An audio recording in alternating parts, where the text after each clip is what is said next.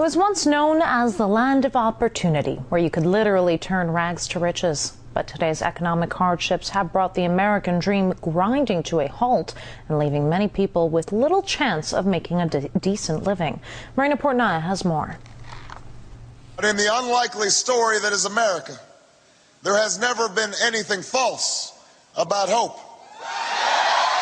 Hope has always been central to the national myth known as the American dream. Problem is, today's harsh reality of economic inequality leaves the promised land offering less opportunity for a better life. Depending on who you are and what your objectives are and what your resources are, America may not be the best choice anymore. According to reports, Germany, Canada, Australia, and the Scandinavian countries all have better social mobility than the U.S. This means citizens living in those nations have a greater chance of increasing their income and status through hard work. Every one of the countries you mentioned have systems that are focused on giving people maximum opportunity. Education, mostly free in those societies, medical care, generally available and free, child care, generally available and free.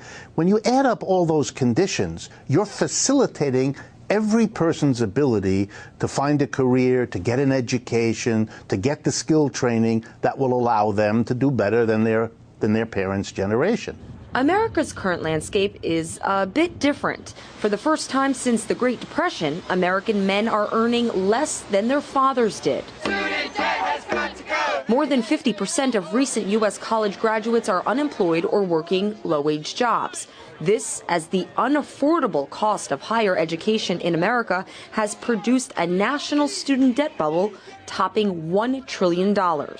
Teachers, meanwhile, are among the 700,000 federal and state public workers who have reportedly been laid off since the crisis hit the U.S., a country where 16 million are reported to be without full-time jobs, and approximately 50 million people are living without medical insurance.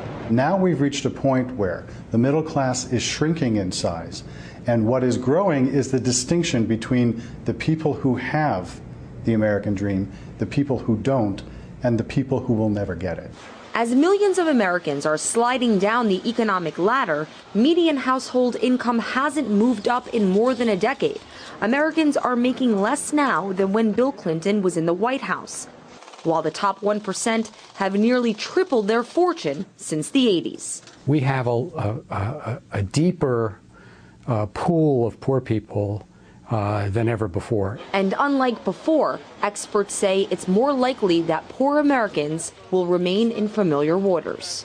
We're not growing. We haven't grown in this economy in a significant way for almost 6 or 7 years now. And so there isn't the expansion in a company that means we need to hire 40 more people. We don't have that. We're laying off everywhere. We're cutting back everywhere. Also being slashed is the muscle behind America's labor force. Over the decades, the number of U.S. unions has declined. Those left standing are being stripped of bargaining rights and existing benefits. The elevator for people at the bottom to get up and out were trade unions. And once America went on the warpath against trade unions and the deindustrialization that kind of went along with it, that blocked the paths for low-income people to get decent jobs.